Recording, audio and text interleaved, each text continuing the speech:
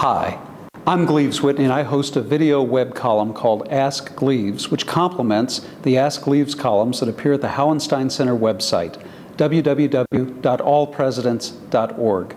I field questions about American history and American presidents, and recently I've gotten a number of questions about the relationship between America's founders and the classics of ancient Greece and Rome.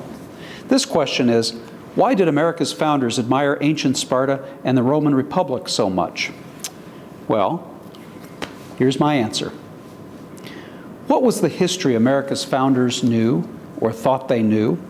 It's an important question because if you want to understand how our founders thought during the War for Independence and the framing of the Constitution, you have to know what they read and, just as important, how they interpreted what they read. By the founders' reading, the 8th century BC was critical to the future of the West and certainly to their deliberations on the founding of America. That was the century when the cornerstones of the classical world of Greece and Rome were laid. It was the century, for example, when Homer lived and recited the Iliad and the Odyssey.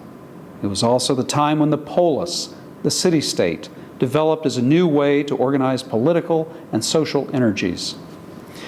Specifically, the 8th century BC was when Lycurgus established a balanced constitution in Sparta, and when Romulus, inspired by the Spartan example, sought to establish a mixed government in Rome. Our American founders admired these two ancient states, the Roman Republic and the Spartan Republic, above all others. And of course, they were not the first generation to do so. As noted in another Ask Gleaves video column, British Whigs had lauded Sparta and Rome in their writings, and before them, Florentine Renaissance humanists like Machiavelli and Guicciardini had also praised Sparta and Rome, even more than Athens. Now, many Americans today are surprised by that observation. Most audiences I speak to assume the founders would have admired Athens more than Rome, or Athens more than Sparta, but that's not the case. To draw out why, I'd like to give a few brief talks about the founders' views of Sparta, Athens, and Rome. Let's begin by looking at what Americans have traditionally admired about the Spartans. In modern times, Hollywood movies and History Channel programs have lionized the Spartan 300, who courageously defended Greece against the giant Persian juggernaut at a place called Thermopylae.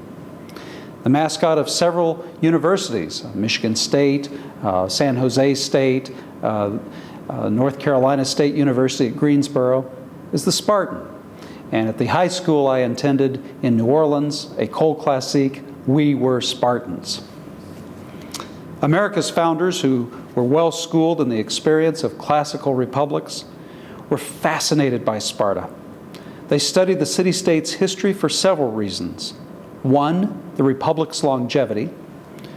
2, its balanced constitution. 3, its fiercely independent spirit. 4, the civic virtues it so successfully instilled in its citizens. And 5, its heroes, men like Leonidas and Lycurgus. Now let's look at each of these 5 elements in a little bit greater detail. First, Sparta's sheer longevity in the ancient world is notable. The Greek city-states existed in an era frequently racked by war, conquest, social upheaval, and political instability. It was no small achievement that the Spartan Republic endured almost 500 years from the 8th century to the 4th century BC. Machiavelli claimed that it endured for 800 years. Since America's founders were underdogs, republicans in a world of monarchs, they wanted to get it right, and so they studied the Spartan example with great care. Second, the founders admired the Spartans' balanced constitution. The Spartans' mixed form of government integrated the 3 sources of authority in the polis: the king, monarchs; the people, democracy; and the most wise, or aristocracy. As classicist Rufus Fears points out, monarchy answers the need for strong executive authority and military leadership. Democracy answers the need for a broad popular base of support. And aristocracy answers the need for a select group of the wisest and most virtuous citizens to deliberate over policy. The Spartan Constitution appealed to America's founders because these three elements were effectively accommodated. Let's look a little bit more closely at the Spartan Constitution. The fact that there were two kings who were relatively weak in domestic matters, but had great power when it came to war, and they also could check each other in peace. The citizens of the polis were men who served in the military and in the assembly called the Ratra, which was the ultimate sovereign in the polis and decided matters of war and peace. The small aristocratic body of 28 men plus the two kings made up the Senate, or the Gerousia, Greek literally for the council of old men. And it could veto laws passed by the assembly, and it served as the highest court in the land. Another political entity that developed in Sparta was the ephors, consisting of 5 men elected annually for 1-year terms. It has no modern parallel. But the ephors jealously guarded the rights of the people and ensured that kings remained under the rule of law. This duty of the ephors made our founders take note, especially given their recent experience with the King of England.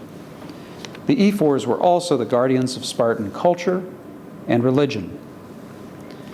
When America's founders were trying to design a good constitution for their new nation, at first in the Articles of Confederation and then in the Constitution and Bill of Rights, they studied how the Spartans' balanced government worked, and that study served them well. Third, the founders were attracted to a quality they believed they shared with the Spartans and other Greeks, a fiercely independent spirit. Now, many civilizations in the ancient world, think of Egypt along the Nile, or Sumer and Babylon in Mesopotamia, or think of the Indus Valley civilization or the Yellow River civilization farther to the east. All these developed on alluvial plains that offered little resistance to invading armies or to the rise of homegrown tyrants who could seize power and corral vast populations. By contrast, the mountainous, deeply indented shoreline of Hellas led to a different historical experience. The Greek peninsula's geography fostered independence against the designs of homegrown tyrants and meddlesome neighbors and foreign invaders. After all, armed resistance is easier in mountainous terrain, and an indented shoreline offers numerous escape routes so that a small band of resistors can live to fight another day. Many American founders looked back upon the independent spirit in some 250 Greek city-states, and they saw an admirable, if imperfect, model for their own experience in the 13 states. Fourth, the Spartans emphasized certain virtues that, along with their geography, balanced constitution, and independent spirit, enabled them to live unfettered by foreign domination for many, many centuries. They valued the independence of their polis. They valued equality of citizenship. They valued military readiness. They valued martial courage and personal sacrifice and an austere way of life. America's founders, particularly the anti-federalists, believed that republican government required civic virtue among its citizens. In the ancient world, Sparta excelled in inculcating civic virtue in her citizens. Civic virtue can be defined as the willingness of the individual to put service before self, to subordinate self-interest to the common interest. For the Spartans, civic virtue was the sine qua non of male citizenship, the insurance policy against civilizational decline. Civic virtue manifested itself in a number of key ways that interested the founders of our country. Manifested in upholding the equality of citizenship. An education system that made children's upbringing the responsibility not just of the family, but also of the state. And the willingness to undergo rigorous military training that prized bravery in combat. And the obligation of voting in the assembly. In maintaining a rough equality of property. In sharing personal possessions with one another. In discouraging too much interest in commercial ventures. Foregoing the accumulation of gold or silver or too much money of any kind. In eschewing the seductions of luxury, the excess of creature comforts that would soften men. and just saying no to lawyers. You really could not become a lawyer if you were a Spartan citizen. And one reason was that the laws were not written down. These qualities impressed America's founders, who believed civic virtue was the armor a body politic needed to shield itself against softness and the ever-present threat of civilizational decline. Civic virtue, the fourth thing our founders admired about the Spartans.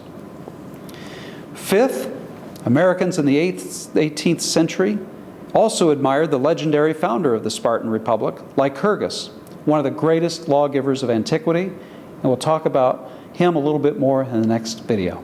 Thank you.